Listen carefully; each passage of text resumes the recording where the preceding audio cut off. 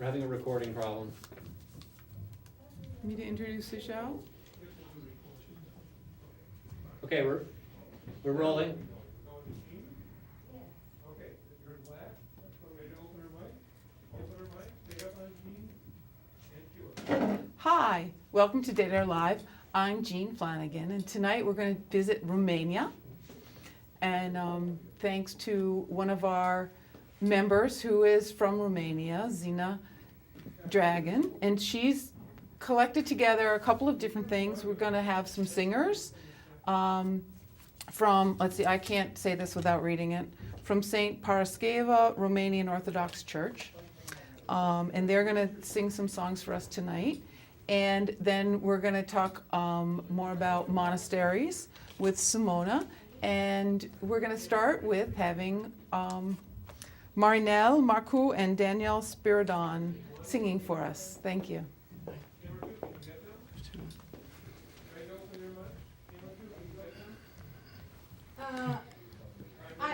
Amen.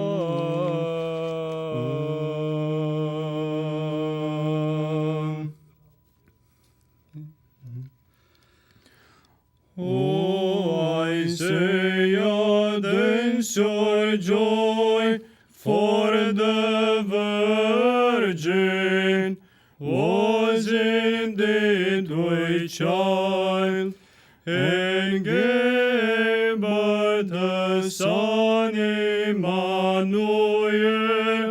who was both God and man. Dan is his name, and by extolling him we do bless the Virgin.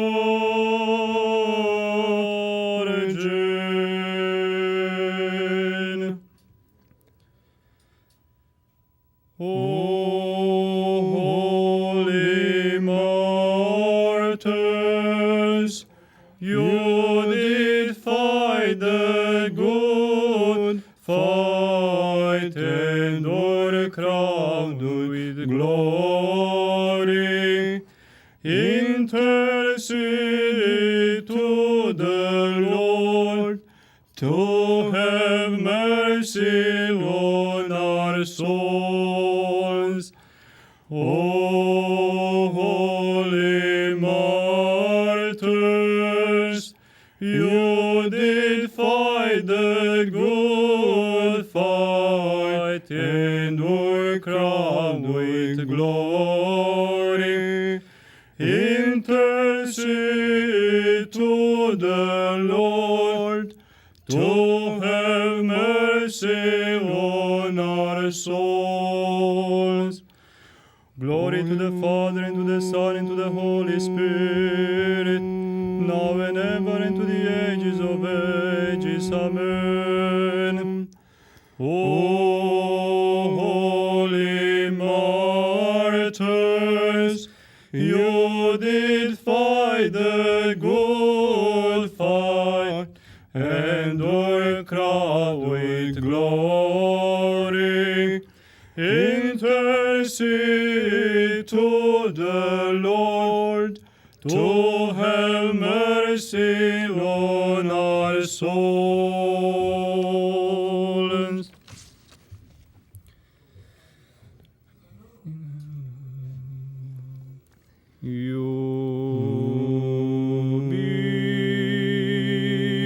Iubite voi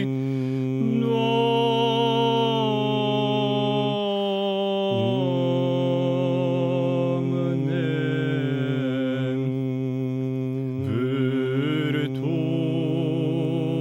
virtutea mea.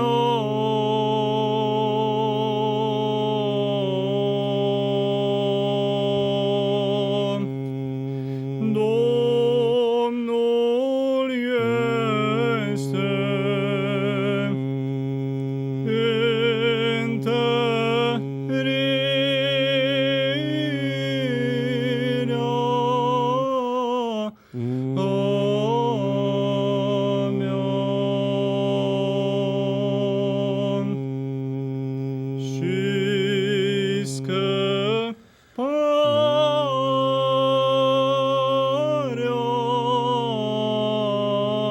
mea și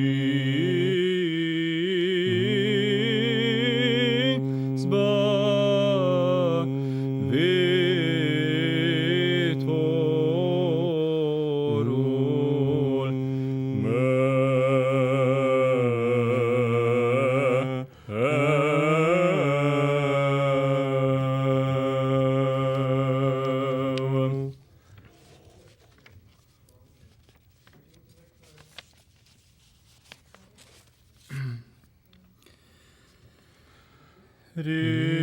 Ridicat voi ochii mei la ceruri, de unde va veni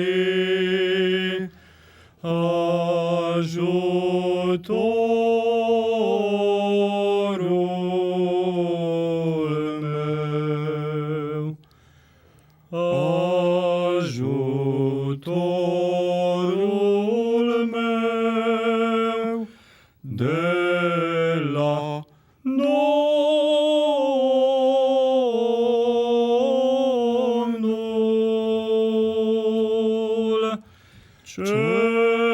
ce a făcut cerul și pământul.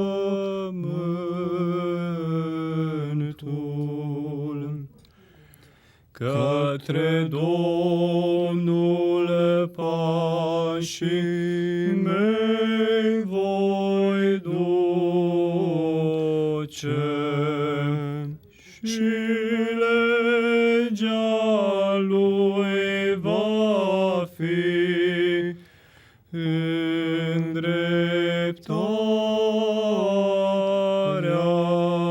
îndreptarea mea.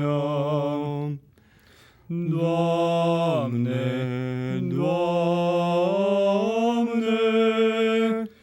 Doamne, Doamne,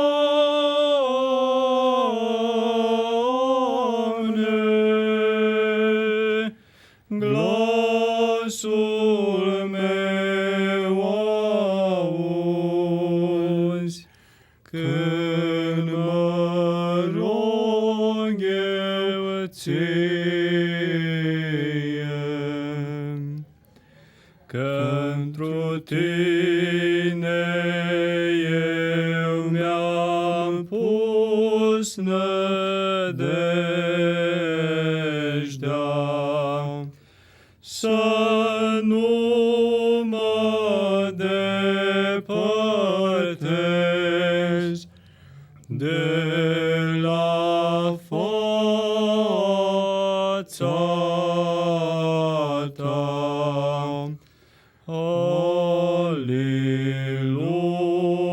Aleluia, Aleluia,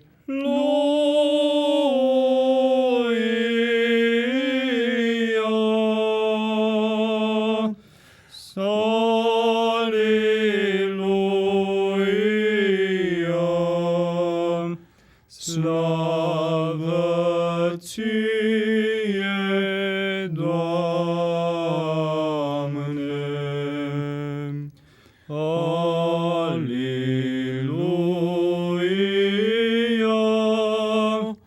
Aleluia,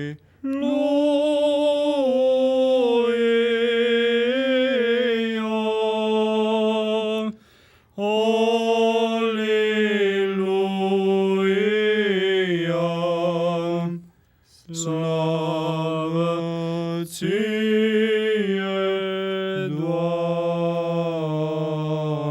Doamne.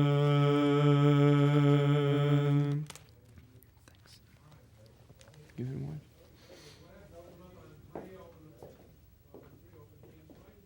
Hi, welcome back. Thank you to Danielle and Marnell, sorry, and for that lovely chant music. We are now going to talk to Simona Kaya, and she's going to talk about monasteries and how they got started and why there's so many in Romania. I've been to a couple of them in Iași, and You did. I did. I've been to Iași, via Moldova of all the places. But yes, I've been to some lovely monasteries in Iași, and I'll say I was only in that one little tiny town of Iași, and there were quite a few of them. Why are there so many monasteries in Romania? Because I know they're throughout Romania, and you're going to talk to us more about it. Yes, yes, indeed. Well, in a country that has 23 million people approximately, and the size of it would be approximately the size of Massachusetts, Connecticut, and Rhode Island put together. That's approximate. Okay. Has about 500 monasteries and scates, which are small monasteries where monks or nuns or which are in seclusion live. So 500 is a Wow. that That's a Romania large- is soaked with Yeah. monasteries and how? How? Why? Well, I think it is in the spirit of the people and of the land. And Uh-huh. I grew up as somebody away from the church, since the communists were there for about 50 years. So my parents stopped going. They were raised in the countryside. They in a community. The villagers they attend churches and respect feast days, and there's a celebration, and they participate. But after the communist times, you would think that churches would be in decline, or a lot of them were closed, like in Russia. Well, it happened in Romania to some extent, and there was persecution, monks, nuns, so people who devote their life to, and they decide to go out of the world, but it's not like an iron curtain, no. Okay. They go out of the world and devote their life to a spiritual ascetic. They choose a spiritual ascetic life. Right.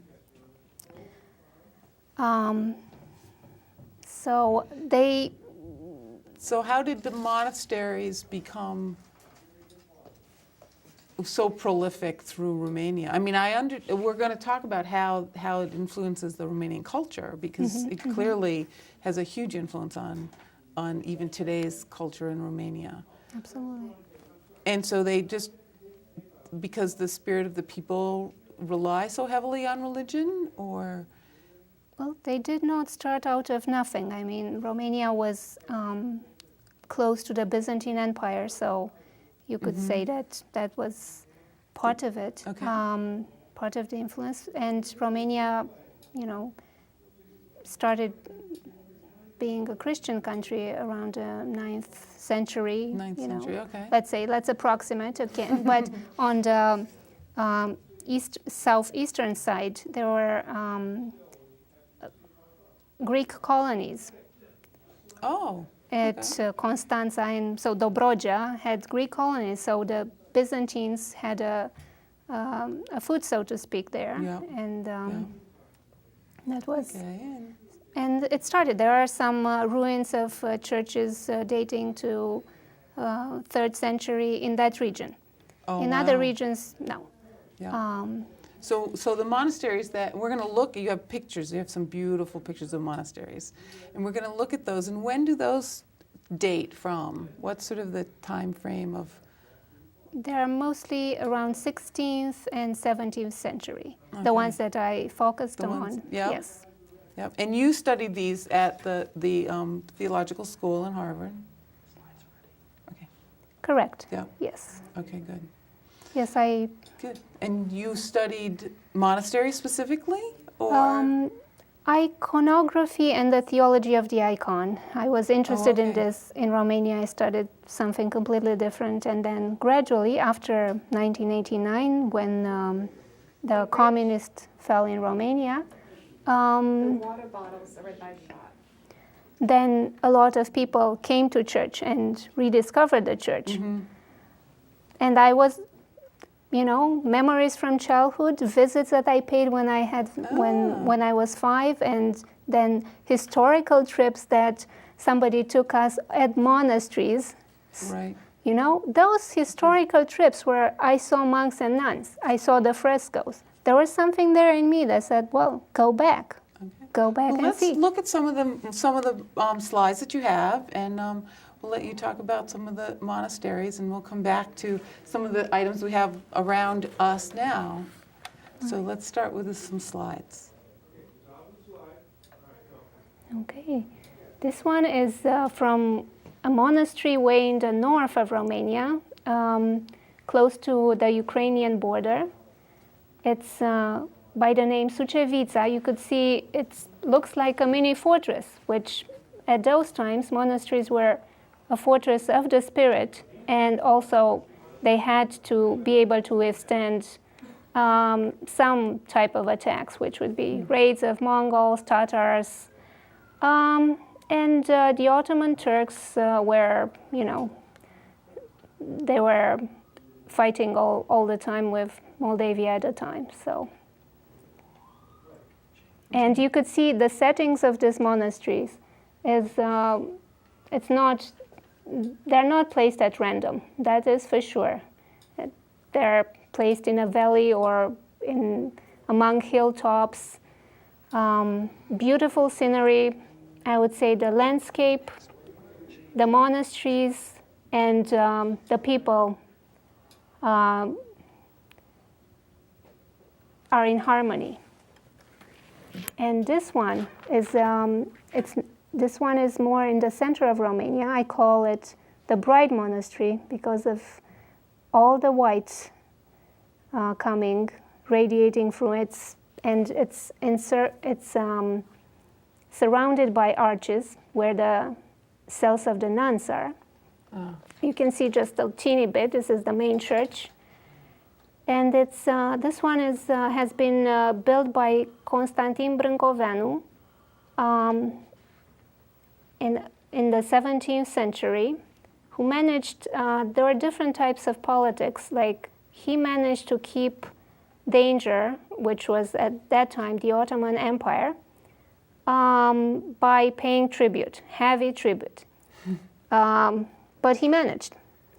He was successful, and he built a lot of monasteries. And this one is one of his main. Now, has this monastery actively had nuns and monks in it Yes. since it was built? Yes, indeed. It has never been closed. It has never The been communists closed. never That's- managed to do this. That's pretty amazing. It is. It It is. really is. Let's go back to some more slides. All right. Again, this is the same monastery, the enclosure of the nun cells. You could see I was somewhere in the steeple with my daughter watching sparrows and taking pictures. And there is a small paraclesis, like a small church on top of the roof there. Oh, that's a whole church up there. It is. It is a Wow. teeny church. And then they can have like a cozier, let's say, a cozier service there sometimes. And also in the four, like in the shape of a cross, north, south, east, west, there are 4 other churches around this main Oh. enclosure of Wow. the main church. This is just a shot at dusk.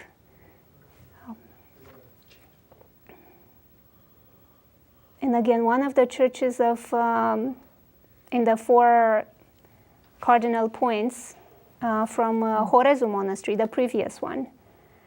Oh, okay. That So it's on each corner of the entire property. yes, There's let's a say little church. crosswise, yeah. Mm-hmm. Yes, there are 4 of them. And this is the entrance. The arches are something that fascinated me and fascinates me again still at this church. As you could see, the arch of the entrance and then the arches beyond where the enclosure of the nuns is. Arches everywhere at the steeples. And again, inside, later on, we'll see arches, domes, which I would define it as the, embrace of, in worship or in, let's say, a feeling of warmth. It's like almost like a descent of the Holy Spirit and an embracing of the Holy Spirit upon the space. If we do not look through this perspective, we can just look through and see it as a beautiful form that... Right, a beautiful balanced form. Exactly.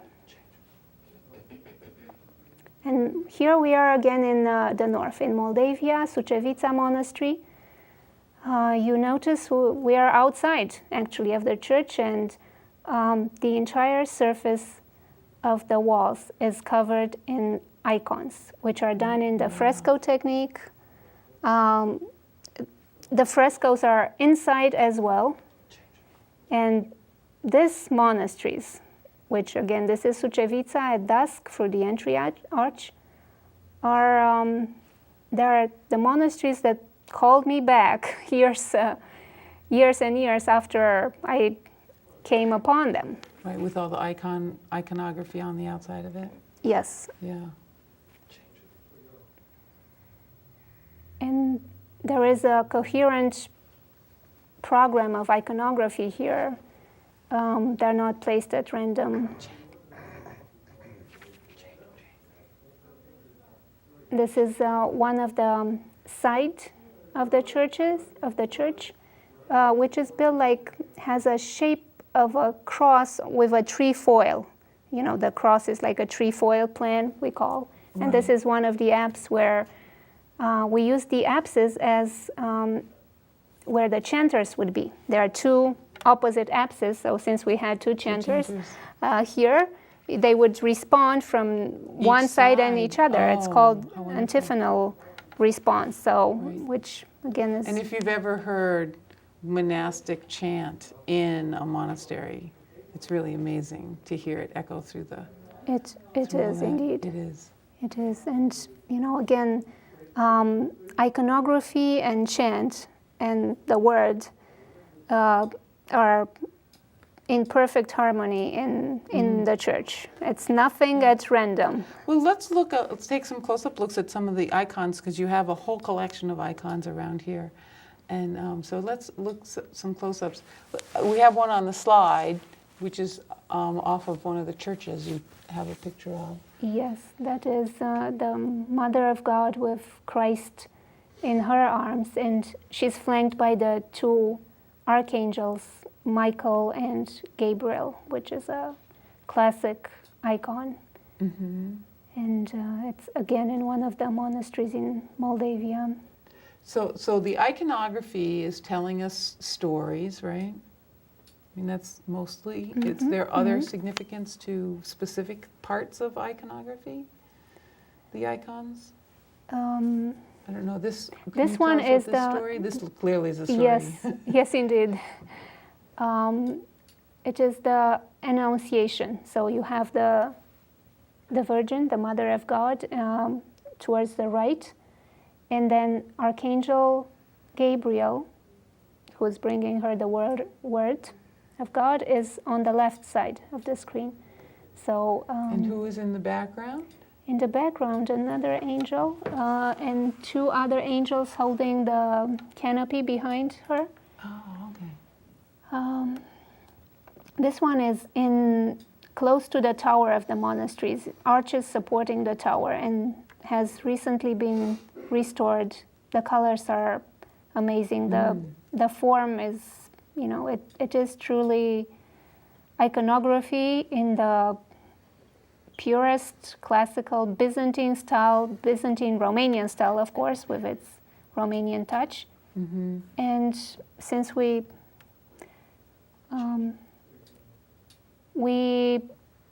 can say that at those churches, there worked masters from all over the Byzantine, you know, or the countries where the Christian Orthodoxy was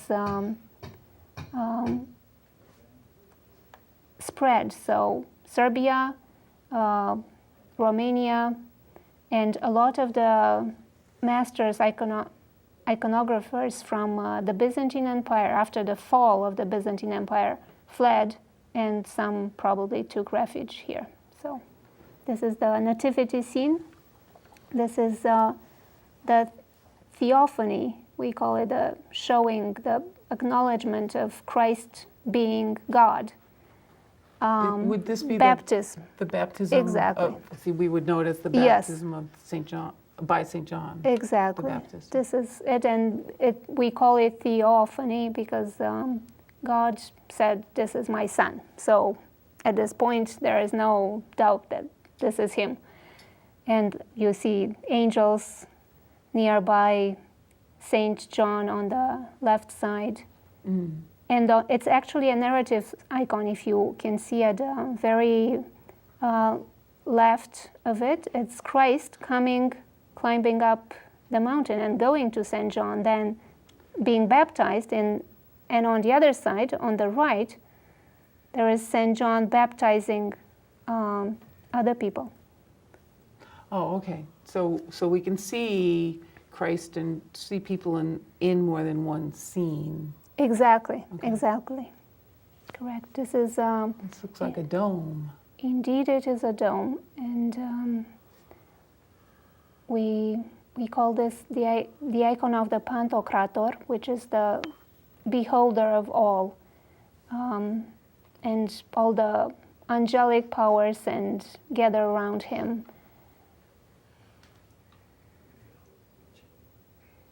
Now, below the Pantocrator scene is this scene which is the angelic liturgy, the service, the main liturgy in the church, which is the divine liturgy, done by angels. And in the center, right in the center, there is Christ giving communion, and Christ again appearing on both sides of the altar. This is absolutely possible in iconography. And the angels serving, bringing lights, bringing incense. It is a big procession, and angels, saints all around them. This is again on the middle row. You could see the angels. So that we still have that big dome above us, right? We're We looking still- just below that original dome that we saw. Okay. Just Yes. so we orient to the problem with the pictures, just we couldn't get them all lumped together here. Okay. Yes. So those are the angels. Okay. Well, Simona, can we look at some of the ones that we have here? They're beautiful, and there are many different types of them. And so we can start with this one that's in the center.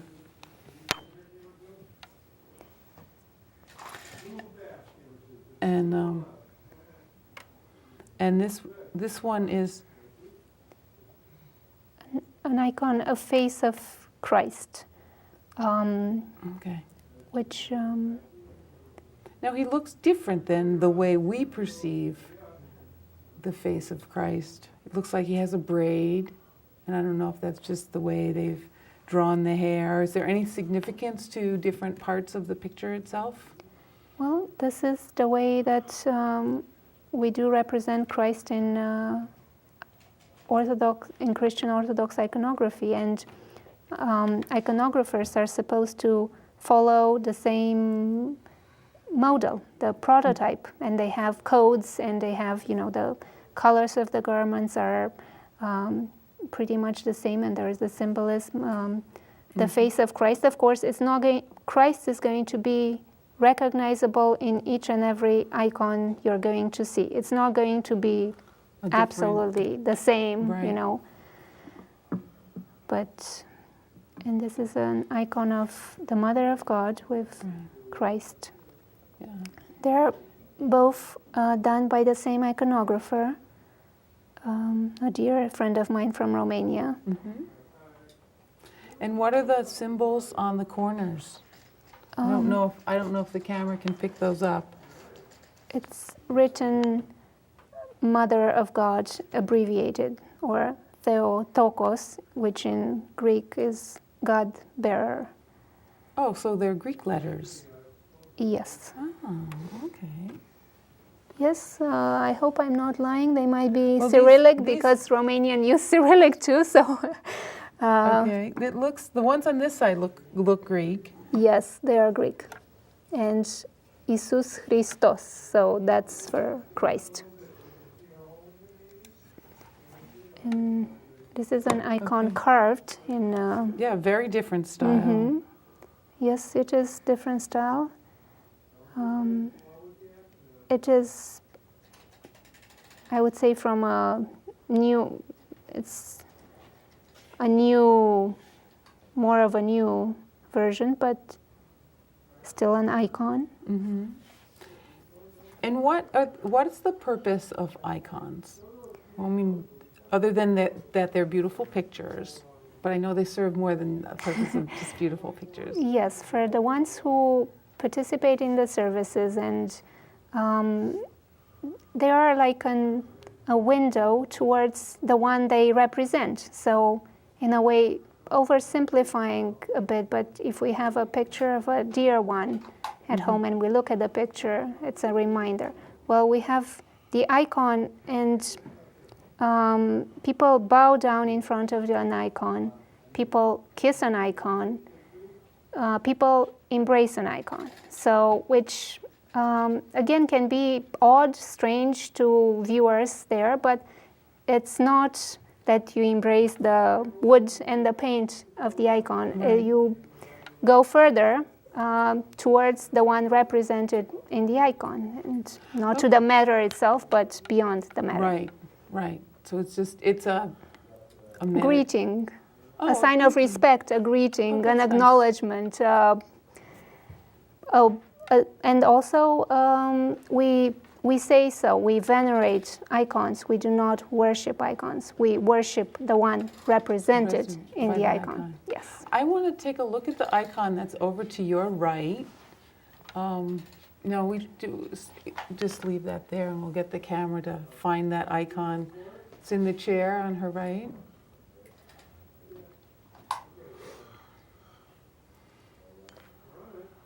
That one is, again, a newer style icon.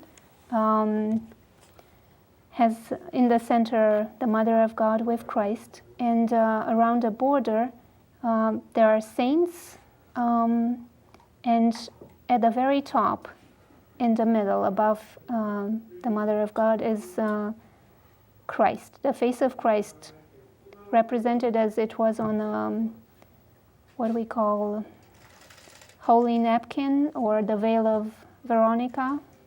There is a story about this. So, Yeah. And then who are the rest, the saints are around it? you know, I cannot tell you. There are the archangels at the top corners. Below, I cannot tell you, and this is not my icon. But it's interesting how much more complex an icon can be. They go from the simple carved all the way through, and I actually own one that's silver, that has the silver on the outside, and then it has the painted picture, the painted faces on the inside. And it doesn't show well on camera, so I didn't Yes. bring it with me. But they are lovely. Well, I want to go back now. We still have some more slides that you brought. And so we're going to go back and let you keep talking about the pictures that we have. All right. Some more beautiful church pictures. They stay on the interiors of the churches for a little while longer. Okay. Yes, this one is actually outside. It's the angelic hosts. Well, I cheated a little bit. Below there is a ladder, and on the upper part there are the angels, and assisting the ones who climb up the ladder, and up there is Christ lending a hand to the very first one who makes it. On the other side of the ladder, there are the ones who fall. So I didn't. I just focused on the angels, and they're amazing. Like, they do look like flying. Yeah, it's really beautiful. These are inside a detail from the angels serving in the liturgy. And you could see the gold, the garments, nothing is the same. It is a detail from this one, exactly, and nothing is the same. So I was with a friend up, they had scaffolding there, and we're looking amazed how beautiful the iconography is. Like, we did not dare move. And we're thinking, well, if you would be below 10 meters high, which would be approximately 30 feet high, is the steeple. Would you be able to see from down below the details? All of that detail. Well, probably not. But then my friend decided, well, you know what? I think they started from here, and they gave the best to God, because it's Christ Pantocrator there, and then the angels and everything. So I agreed. I said, yes, indeed, it is a gift for him. Right, whether people can see it or not. Yes. And we can still see it. We see it with. We know if we stay below, you can recognize you. Usually people are accustomed, and they. yeah, let's go. We're looking at the outside now again of this church. Yes, this is. And it really is amazing that the entire church has, and these frescoes have been restored. They have been restored. There are UNESCO monuments, but that doesn't say much. There are still, being exposed to the weather. So if you go very close to them, you could see they flake, teeny flakes of them come off. So talking to a friend who is a restorer, I said, this is the perfect job you can have, and be humble and pray all the time, like glue flake by flake of paint and then restore, just have a touch everywhere at details. And she was working on one of the monasteries. Now we are inside of one of the most beautiful ones in the north. This is the resurrection icon, Christ in the center. On the right, you could see Eve, and on the left, Adam. So he is giving both of them a hand and pulling out of the graves. And that's a very forceful icon. This is the face of Christ on the holy napkin. There is a legend that the veil of Veronica, when Christ was, well, no, I should not go into too many details, but one of the very first one is a king desires to see Christ, and Christ takes a napkin and covers his face with it. So that is the legend of the first icon, and sends that to the king. So the king comes to know Christ in this way. So we do represent him as such. Now this is the entry into Jerusalem, Christ riding on the donkey. Mm-hmm. And you could see the little ones throwing clothes, garments everywhere, and bowing down in front of him. Now, this is the Garden of Gethsemane, all the apostles sleeping. Very good rendering. They are deeply asleep. Yeah. And a crucifixion in one of the side apses with the Mother of God at the feet of the cross with St. John. And this is, we are looking at the west side of the church, so towards the entry. You could see there are arches. Well, those divide different chambers into the church. Like Moldavian churches are in a way unusual. It's not only one big space, nave. It's usually 3 or 4. And it is like, for the ones who enters, it is like a preparation, and you advance from one chamber to the other towards the altar when you are ready. I take it as such. This is what we call a deesis icon, the Mother of God on the left, and St. John the Baptist on the right, interceding in front of Christ for us, pleading for mercy. This is an icon of the Last Judgment, a detail. Here we see the cloud of saints, and there is in the very center you could see a door. Well, next to the door there is Saint Peter holding on tight to the hand of Saint Paul, and he wants to unlock the door that would lead into the Garden of Eden, which is on the left-hand side. You see the Mother of God seated, flanked by archangels. And also there is somebody there very dear to me, the thief. The thief was next to Christ on the cross, and who was the first one to make it. So there we represent him in iconography. We can't see him here. Oh, good. That's lovely. We have some other things. Oh, we still have some more slides? I guess so. This is a detail, actually. Saint Peter and Oh, holding on to the door of, okay. E- Lovely. yes, and The amount of Saint detail that you can get up that close, and the whole churches are covered with that. When you're inside, it is amazing to be surrounded by all those pictures. it is. And they're like a presence, like this is Saint John and an archangel next to him. I usually, whenever I do, because as I might have told you, I do slide presentation of this, but very often I say nothing. I let the icon say it all. Mm-hmm. And this is again on the outside. And you could see the small arches.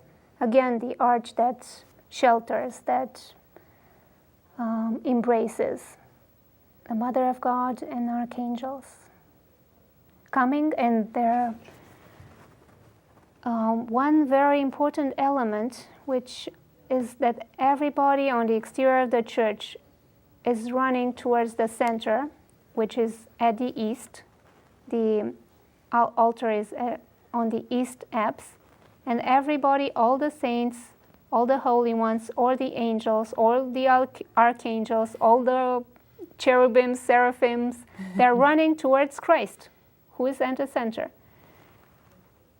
This one is an offering when you build a church, when it was being offered to Christ and the Mother of God interceding. And an archangel.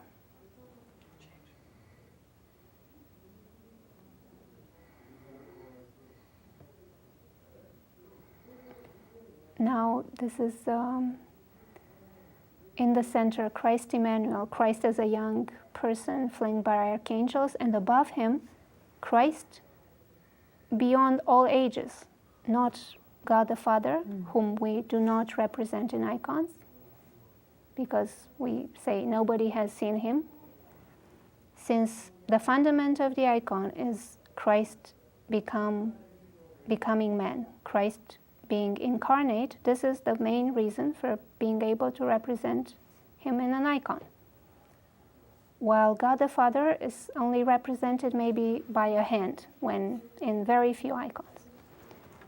This is the Mother of God within the structure of the church, and above her Christ. And she is symbolically she's symbolically seen as the dwelling place of the church, since Christ dwelt in her. And this is Christ sending the apostles on the right,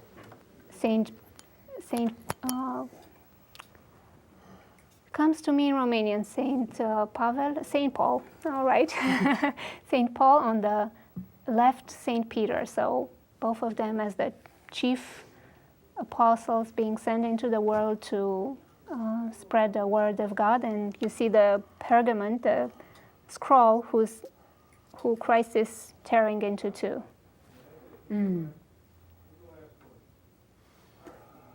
Again, in a symbolic manner. Well, thank you, Simona. That was lovely. That's the end of our slideshow. But we have a few more things that we've have been brought into, and I just wanted to point out this other icon that has Christ in the center. And do you know what story this icon represents? This is the resurrection icon. Right here there is Adam and Eve. You could see here there are the tombs. These two, which are in the shape of a cross, again, interestingly, they're the representing the door of Hades. Christ descending into the the depths of Hades to restore, to bring humanity back to life. Okay, so this is another version of one that we saw once before. Exactly, and again, Christ Right, holding on tight to both of them. Yeah.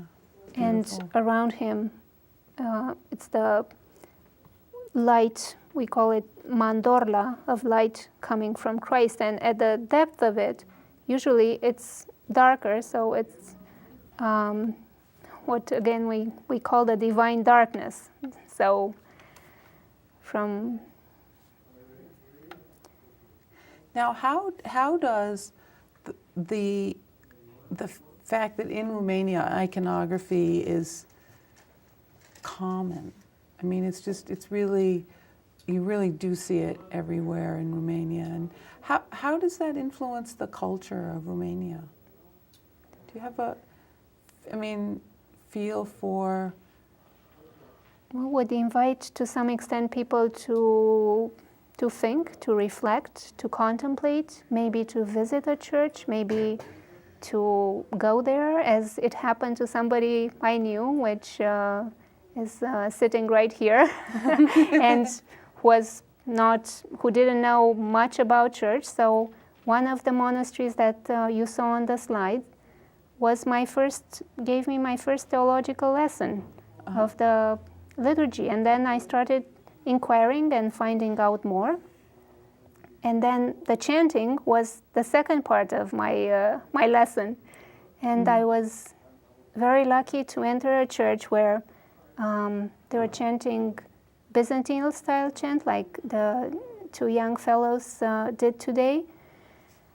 And there are two chanters who are some of the best I've ever seen and I will ever see. And they were like a small church built by Greeks, actually, in the Greek style in Romania, 17th century, and with a very good acoustics. Yes. And this only two chanters. One would keep the, what do we call the drone, the eson, like I can't even, yeah. yes, if drone is acceptable, Yeah. and the other one chanting. I could not leave. I said, okay, this is it. I heard other style of chanting, which was due partly to the Slavic influence in Romania.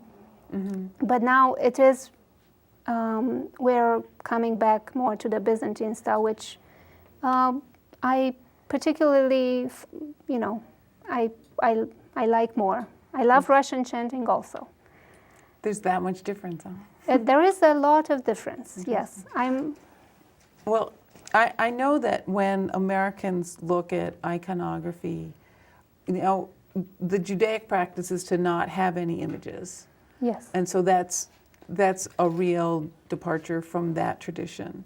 But I know that when I first walked into a Byzantine church, I was just overawed by how much gold is used in Byzantine. And I think that the Puritan aspect of American religion takes a little bit to get around, to deal with the fact that everything just really has gold leaf on it, and everything's bright and shiny and bright colors and.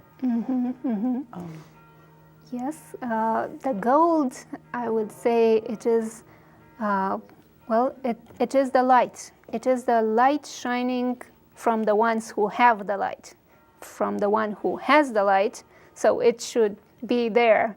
And all around, all the icons, if you would have portable icons, again, the edges would be gold, again representing the inner light coming from the holy ones. And what can I say about the colors? Yes, they are very vivid, they are intense, they are primary color used mainly, like I have red and blue. Yes, and purple and,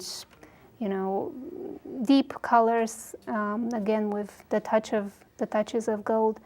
We do not have much pink, if you notice that. Like but we do Right. have all Just the other. very, very intense colors. They're really beautiful, and they really do. It's a very different way of worshiping God than is an American style. Yeah, so it's interesting. Well, Simona, it was lovely to have you here tonight. Thank you. And Thank I you. want to thank you for coming and explaining all of this stuff to us. And we do have some other pieces. We have some embroidery, and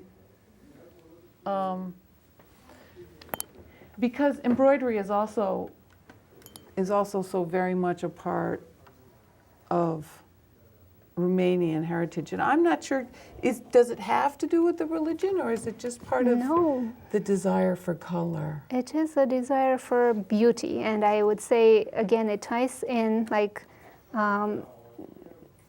beauty in the chanting, beauty in the iconography, and beauty in this clothes, which would be plain, simple cotton that out of, as an aunt of mine who's an artist said, well, out of the poverty of the Romanian peasant came this beauty and richness, and they dressed better than kings in a way.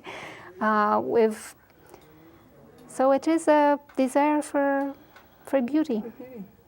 Well, thank you very much, Simona, and I want to thank our two singers. And we're going to say goodnight, and thank you for watching Dead Air Live. I'm Jean Flanagan, and we've been talking about Romania and monasteries and listening to chant and having a wonderful time on the other side of the world. Thank you. Thank you.